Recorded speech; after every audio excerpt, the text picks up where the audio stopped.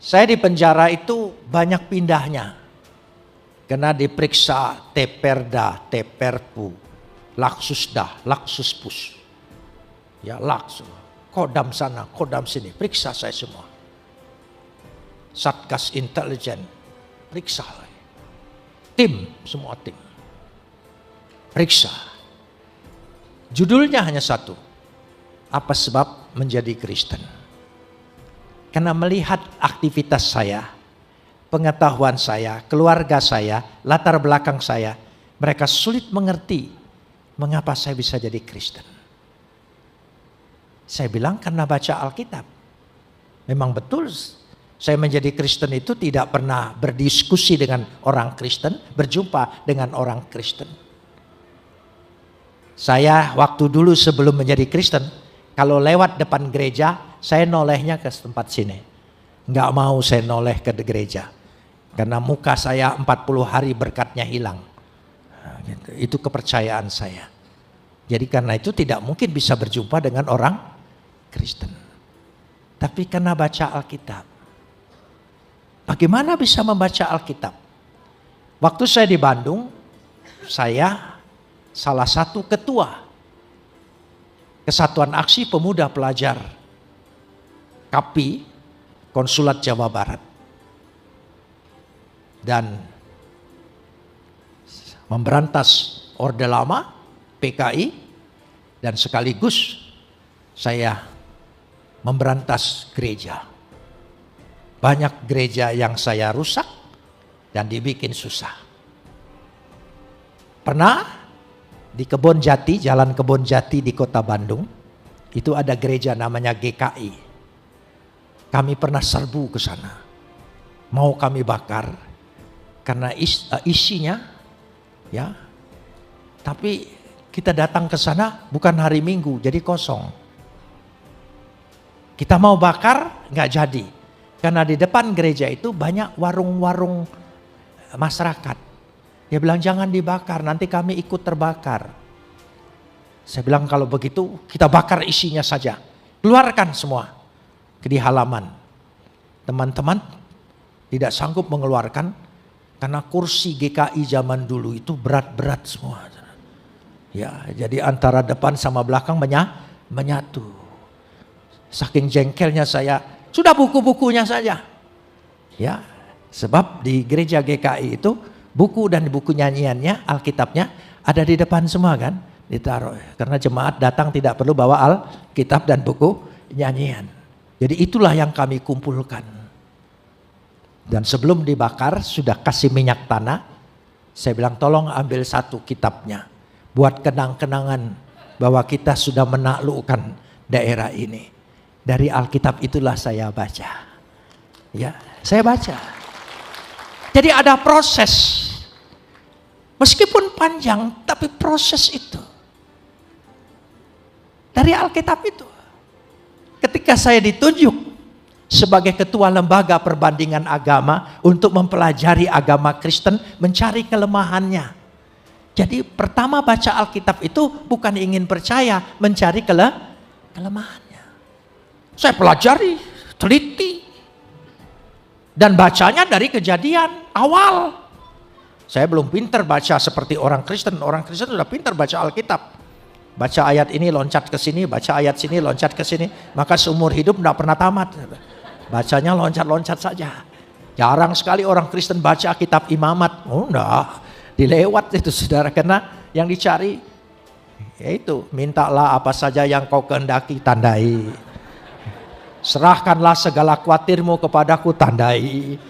Ya, tidak ada yang nandai. Celakalah kamu yang munafik. Tidak ada yang nandai. Cari yang senang-senang. Saya baca. Begitu ketemu kelemahannya dan sebagainya, ya saya senang dapat bahan. Tapi ketika saya membaca sampai pada Injil Yohanes. Yohanes 1 ayat 1. Pada mulanya adalah firman. Firman itu bersama-sama dengan Tuhan. Firman itu adalah Tuhan. Baru saya ngerti. Dulu saya mengerti. Isa itu adalah kalam Tuhan. Tapi saya tidak mengerti kalam Tuhan itu ciptaan. Tapi dikatakan di sini kalam Tuhan itu, firman itu dalam permulaannya sudah ada bersama-sama dengan Tuhan. Dia tidak diciptakan Tuhan, dia sudah ada dengan Tuhan. Terbukalah hati saya. Yohanes 1 ayat 1, Yohanes 1 ayat 14, Yohanes 1 ayat 18, tidak seorang pun pernah melihat Bapa. Kecuali anak yang ada di pangkuan Bapa, dialah yang menyatakan. Oh, memang betul tidak seorang manusia bisa melihat Tuhan. Tapi anaknya, lewat firman-Nya yang menjadi manusia, dialah yang menyatakan Tuhan yang benar itu siapa. Terbukalah hati saya, percaya. Waktu diperiksa pun itu ditanya. Saya bilang karena baca Alkitab. Baca Alkitab, iya. Baca yang mana? Saya tunjukkan ayatnya. Yohanes 1 ayat 1, Yohanes 1 ayat 14, Yohanes 1 ayat 18. Lalu salah satu pemeriksa, mana? Dia ambil Alkitab saya, dia tanya, mana ayatnya? Ini. Yohanes 1 ayat 1, Yohanes 1 ayat 14, Yohanes 1 ayat 18. Dia baca. Setelah dia baca, dia ngomong begini, saya nggak jadi Kristen. Saya baca yang kamu baca, saya tidak jadi Kristen. Kamu bilang karena baca ini, ngomong yang benar katanya, yang masuk akal. Iya, saya bilang, saya baca ayat itu saya menjadi Kristen. Lalu dia marah, saya baca juga. Kenapa saya tidak jadi Kristen? Oh beda Pak, saya dipilih, Bapak tidak. Oh iya. Amin. Kalau kita percaya, itu bukan hebatnya kita. Karena Tuhan sudah memilih kita. Bersyukurlah. Kita tidak terlalu bagus. Tidak hebat-hebat benar sih sebagai orang beragama. Tapi bisa percaya, bisa terbuka hatinya. Itu karena Tuhan memilih kita. Kalau bukan pilihan Tuhan, tidak mungkin. Banyak orang tidak mengerti. Kok Tuhanmu itu ada bapak, ada anak, mana ibunya, mana bidannya. Bapak dan anak itu hanya istilah. Bukan menyatakan hubungan biologis. Bukan. Bapak, anak, lalu dicari ibunya. Enggak perlu. Saudara punya anak kunci kan? Ada anak kunci? Mana ibu kunci sama bapak kunci? Kan nggak ada. Berarti tidak perlu berbicara hubungan keluarga biologis. Itu hanya simbolis. Anak tangga. Kan anak tangga. Apa yang kanan bapaknya, yang kiri ibunya? Kan enggak.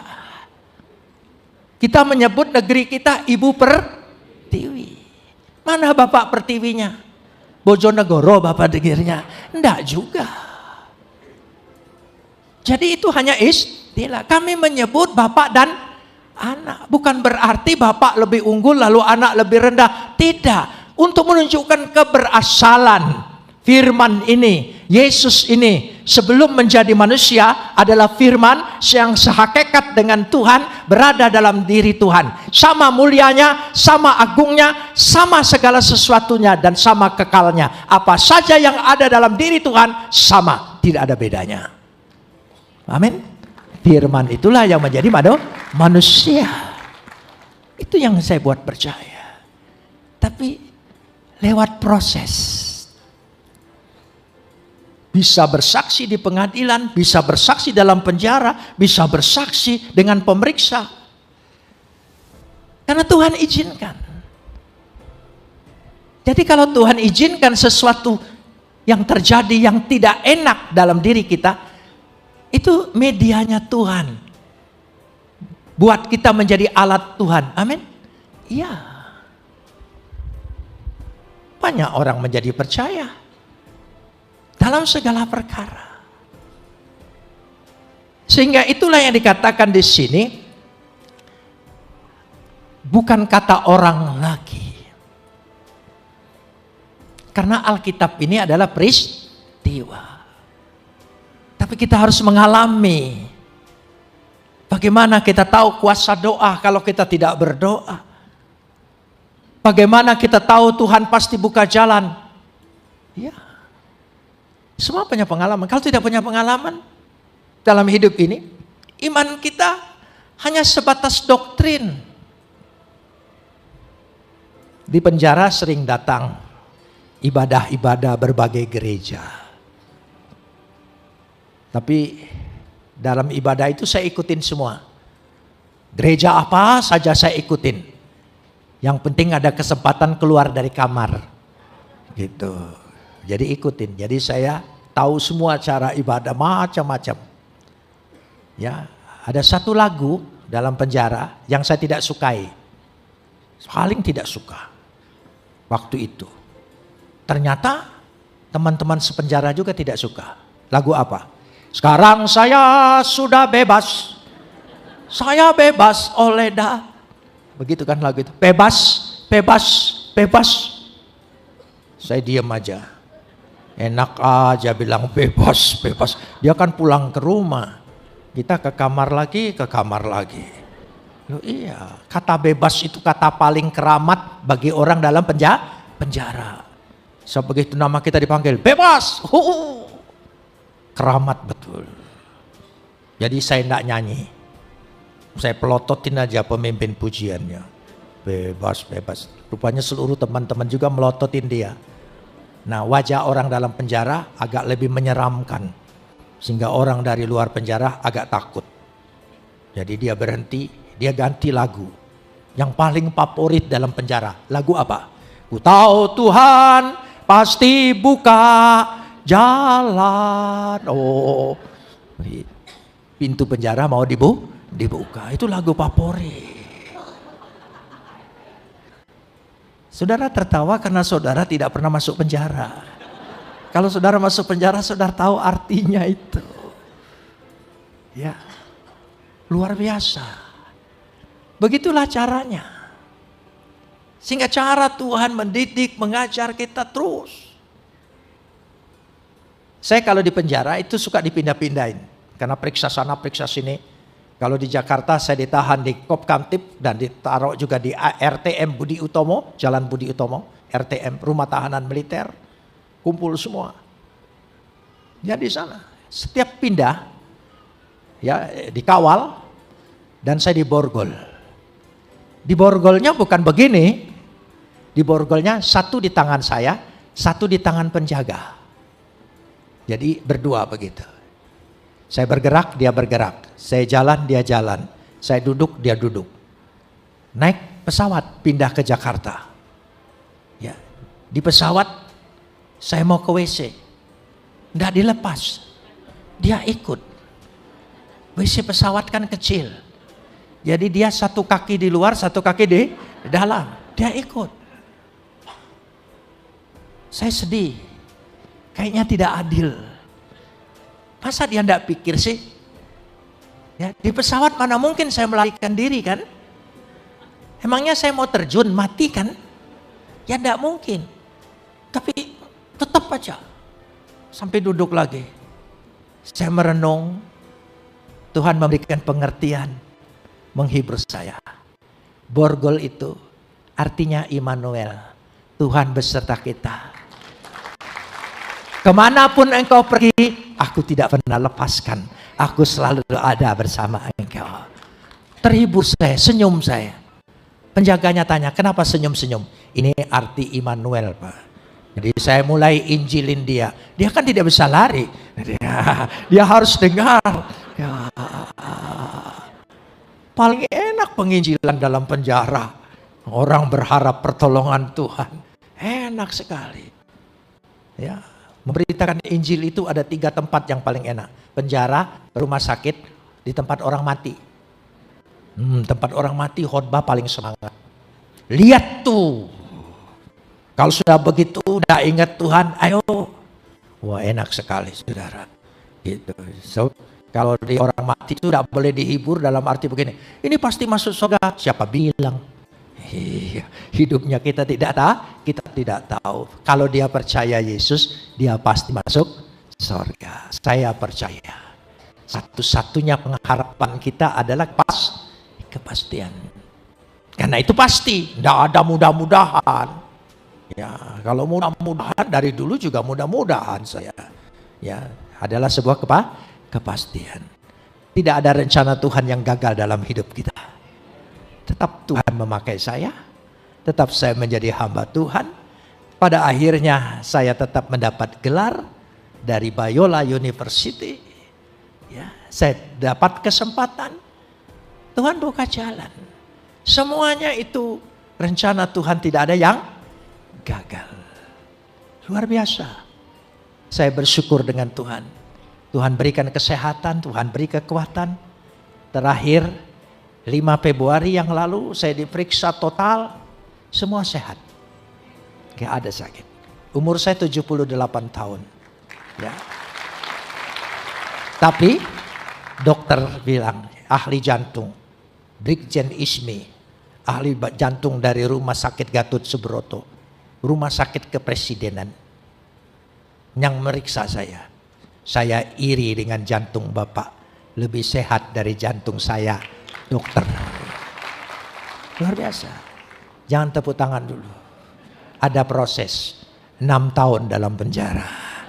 Ya, jangan lihat kesimpulannya, ya, lihat harga yang sudah harus dibayar. Jangan lihat suksesnya Yusuf, tapi lihat proses Yusuf. Ya, dibuang ke sumur, masuk penjara, baru jadi perdana menteri. Lihat prosesnya. Saudara sedang diproses oleh Tuhan lewat kesusahanmu. Percayalah, tidak ada rencana Tuhan yang gagal. Katakan amin. Ya, sekali lagi, tidak ada rencana Tuhan buat saya yang gagal. Saya pasti menikmati apa yang Tuhan rencanakan.